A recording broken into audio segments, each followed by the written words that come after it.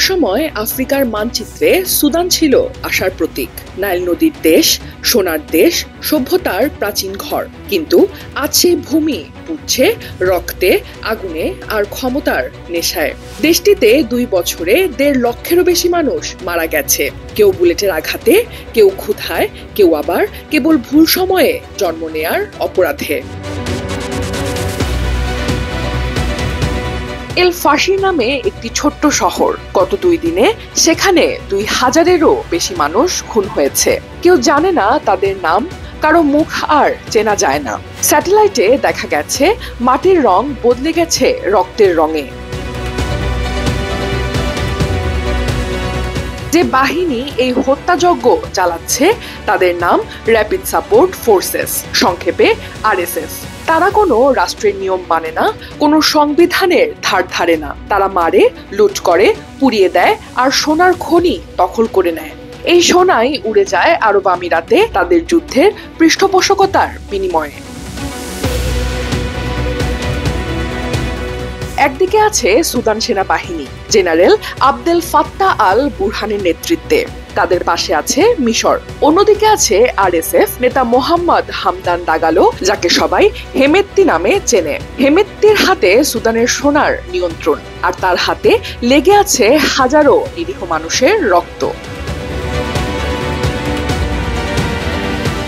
এই যুদ্ধ শুধু 2 পক্ষের নয়, এটি ক্ষমতার, সম্পদের আর প্রভাবের যুদ্ধ। আরব আমিরাতের লোভ, সোনা আর বন্দর নগরীগুলো ঘিরে। মিশর ভয় পায় নীল নদের পানি হারাতে। সৌদি চায় এমন সরকার যে তাদের নির্দেশ মেনে চলবে। রাশিয়া চায় রেড সিতে ঘাঁটি, আর ওয়াগনার ভাড়াটের সৈন্যরা সোনার ব্যবসায় ব্যস্ত। যুক্তরাষ্ট্র চায় সুদান যেন চীন বা রাশিয়ার দিকে না ঝুঁকে পড়ে, আর ইসরায়েল চায় এক মিত্র যাকে দিয়ে ইরানের প্রভাব ঠেকানো যাবে। এই লোভ, এই ভয়, এই রাজনীতির বোর্ডে মানুষগুলো কেবলই দাবার গুটি। দারফুরে যা ঘটছে, জাতিসংঘ তাকে বলছে বিশ্বের সবচেয়ে ভয়াবহ মানবিক সংকট। 1 কোটি 20 লক্ষ মানুষ বাস্তুচ্যুত, 2 কোটি 40 লক্ষ মানুষ খাবারের নিশ্চয়তা হারিয়েছে। অথচ খবরের পাতায় এই গল্প নেই, নিউজ ফিডে নেই এই মুখগুলো। বিশ্বের চোখ এখন অন্যদিকে। কেউ ব্যস্ত তেল নিয়ে, কেউ বাণিজ্যে, কেউ আবার শুধুই নীরবতায়। কিন্তু সুদানের মানুষ জানে নীরবতাও এক ধরনের অস্ত্র। এই নীরব পৃথিবীর মাঝখানে এক মা আজও অপেক্ষায় তার সন্তানের জন্য।